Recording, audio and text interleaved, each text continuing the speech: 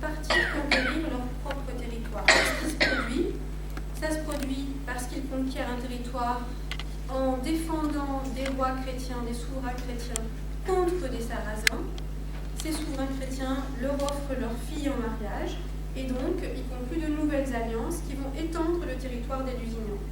On est toujours dans ce roman généalogique qui va servir des intérêts sur la revendication de territoire.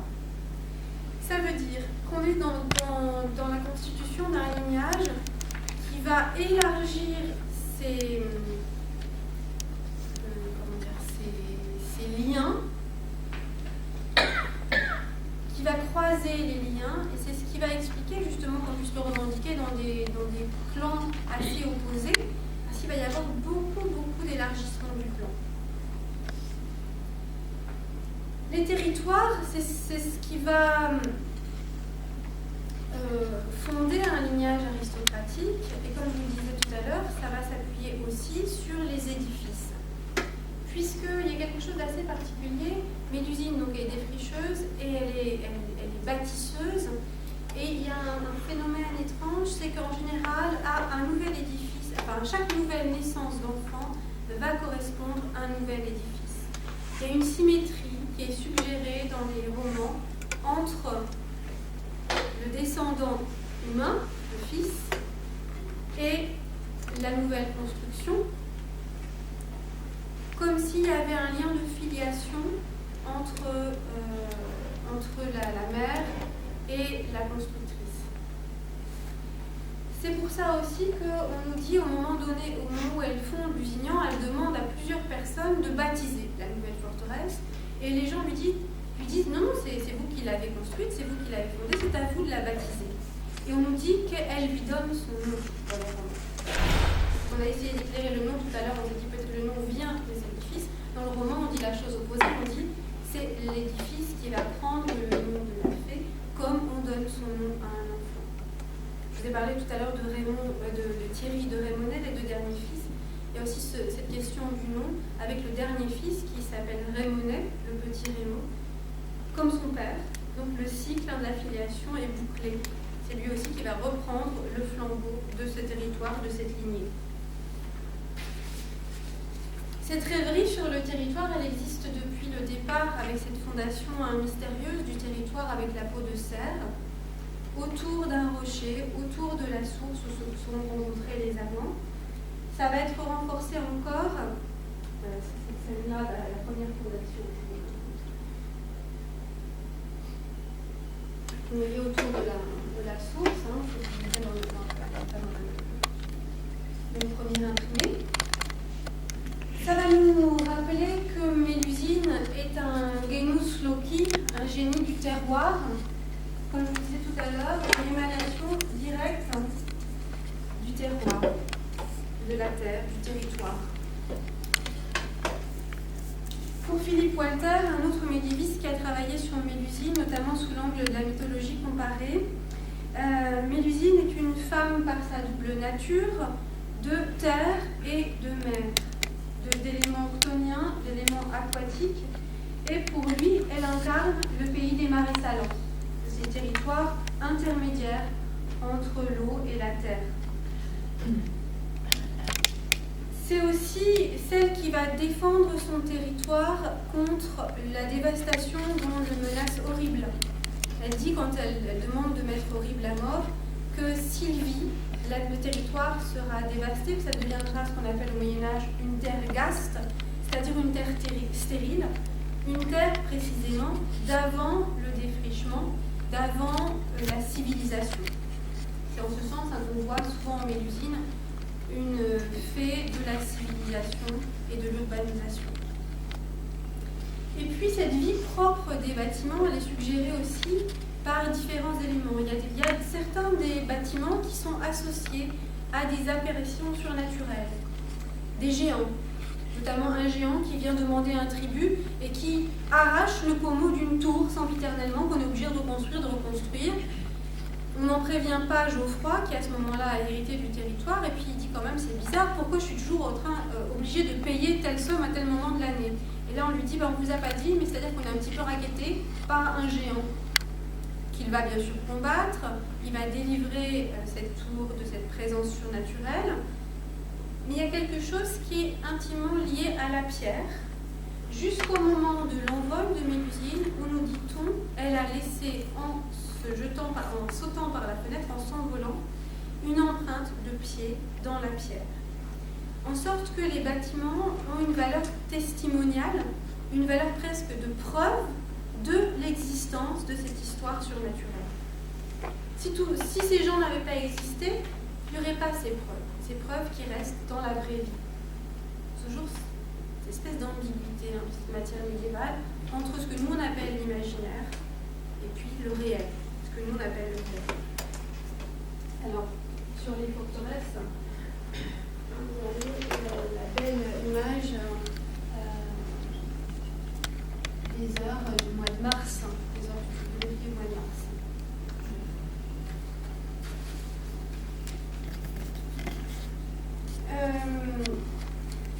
Pourquoi encore donc cette histoire? Je vous ai parlé plusieurs fois des croisades, des fils qui partent en croisade et du problème de la religion. En fait, c'est ce que je vous ai demandé que j'avais fait distribuer. Au moment où les premiers fils de Mélusine partent en croisade, elle prononce un grand discours sur la croisade, sur la chevalerie, qui est mis en relation avec un autre grand discours littéraire sur ce sujet, qui est le discours de la Dame du Lac, au moment où Lancelot va quitter le domaine du lac et qui va partir pour devenir chevalier. C'est pas rien à ce moment-là, parce qu'en fait, tous les projets de croisade sont mis en péril à cette époque-là, en raison de la guerre de 100 ans qui détourne bien sûr les chevaliers de ce projet de croisade. Alors on va aller regarder un petit peu ce discours qui va... Je pourrais le résumer, mais les auteurs font parler la fée et je trouve lui font dire exactement, lui font résumer elles-mêmes ce qu'on attend d'un chevalier idéal, de ce qu'on appellera un chevalier du Christ, puisque vous savez que ces chevaliers croisés sont chevaliers, s'intitule chevalier du Christ. Elle dit: chers enfants, je vous exhorte à entendre quotidiennement le service divin, avant de faire quoi que ce soit, et où que vous soyez. Dans tous vos projets, demandez l'aide de votre Créateur, servez-le diligemment, aimez-le, et craignez-le comme votre Dieu et votre Créateur, et accordez votre soutien à notre Mère l'Église. Soyez ses vrais champions contre tous ceux qui lui veulent du mal. Dispensez aide et conseil à la veuve et à l'orphelin. Respectez toutes les dames et portez secours aux jeunes filles que l'on essaierait de déshériter injustement. Aimez les hommes de noble naissance et recherchez leur compagnie. Montrez-vous humble et humain envers les grands comme envers les petits. Et si vous voyez un homme d'armes valeureux mais pauvre, et dont l'habit et la monture sont dans un piètre état, donnez-lui un peu de votre bien en fonction de vos possibilités et de ce qu'il vous en coûtera. Soyez généreux envers les hommes bienfaisants, et quand vous offrez un don, ne le faites pas attendre longtemps, mais considérez quand, combien et pourquoi vous donnez. Considérez aussi le mérite de ce maître.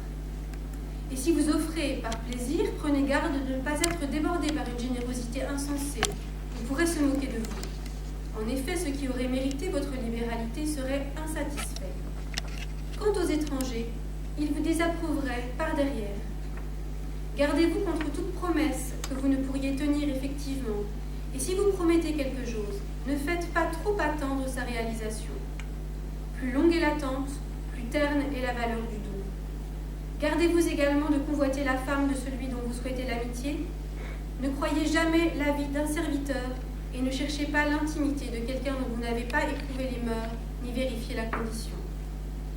Ne croyez jamais un avare, ne lui confiez aucune charge, car il pourrait vous faire plus de honte en une heure que de profit dans toute une vie, dans toute sa vie. Gardez-vous d'emprunter si vous êtes incapable de rembourser facilement. Et si la nécessité vous contraint à emprunter, remboursez dès que vous aurez la somme requise. Ainsi pourrez-vous éviter les dangers de l'existence et vivre dans l'honneur. Et si Dieu vous accorde la chance de conquérir des territoires, dirigez vos gens selon leur nature. S'ils sont rebelles, veillez à en rester maîtres sans rien abandonner de vos prérogatives seigneuriales et soyez toujours sur vos gardes, de telle sorte que le pouvoir reste dans vos mains.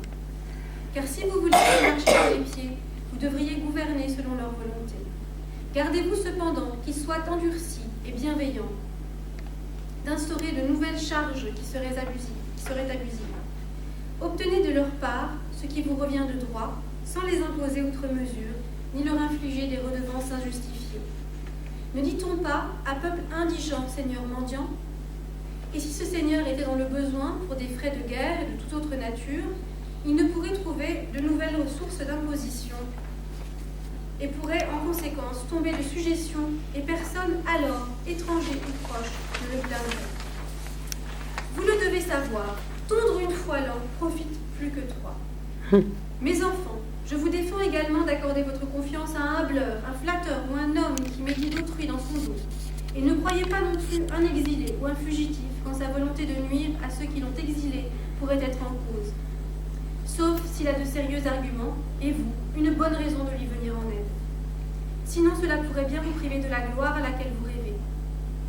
Mais plus que tout, je vous interdis l'orgueil. Je vous ordonne d'être juste et équitable envers les petits comme envers les grands. Ne cherchez pas à vous venger de tous les torts que vous aurez subis. Demandez-en plutôt réparation. Ne méprisez jamais aucun de vos ennemis, si faible soit-il. Au contraire, restez toujours sur vos gardes. Pendant vos conquêtes, prenez soin de ne pas vous comporter en seigneur et maître vis-à-vis de vos compagnons. Soyez accessibles aux grands et aux petits. Parlez et recherchez compagnie à chacun selon sa qualité. Qui exerce son pouvoir avec humanité, enflamme les cœurs en sa faveur. Envers vos ennemis, soyez courageux et féroces tel le lion. Montrez-leur votre force et votre pouvoir. Et si Dieu vous accorde des biens, partagez-les avec vos compagnons selon leur mérite. En période de guerre, faites confiance aux conseils des hommes de valeur, ceux qui se sont brillamment dévoués au métier des armes, que les traités signés avec vos ennemis ne soient pas trop longs, car ces longs traités réservent fréquemment de grandes déconvenues et de grandes pertes à la partie la plus puissante. Le sage recule pour mieux sauter. Et d'ailleurs, quand il voit qu'il n'est pas assez fort pour résister à son adversaire, le sage vise à arracher un long traité, se couvrant ainsi jusqu'à ce qu'il se sente de nouveau assez puissant pour nuire à son ennemi, et alors, en un instant, il trouve le moyen de frapper de nullité le traité passé. C'est pourquoi je vous recommande de ne pas renoncer à poursuivre un ennemi que vous pouvez soumettre selon les règles de l'honneur. Si ensuite vous faites preuve de générosité à son égard, vous acquerrez une illustre réputation. Si vous lui accordiez moins par traité, et même si ce traité ne décevait aucune des deux parties, on pourrait bien prétendre ou penser que vous aviez quelques craintes. Certes, je ne dis pas que celui qui peut obtenir un bon traité doit le refuser, mais dans ce cas, qu'il soit bref, ou, s'il devait être long, alors qu'il soit irrévocable, que jamais on ne le rappelle au vif pour le mettre en question, et qu'il soit bien établi au profit de la gloire de celui qui pense avoir le bon droit pour lui, et à qui la renommée le reconnaît effectivement. Bravo. Alors vous voyez que pour un petit discours d'adieu à ses fils qui partent en croisade, celle de quoi elle parle, c'est une illustration de la rivalité du pouvoir de certaines mères, de certaines femmes, en termes de politique et d'idéologie, par rapport au pouvoir des clercs, qui normalement des intellectuels, des penseurs, des hommes, qui normalement dominent ces questions de langage, de pouvoir, au départ en croisade.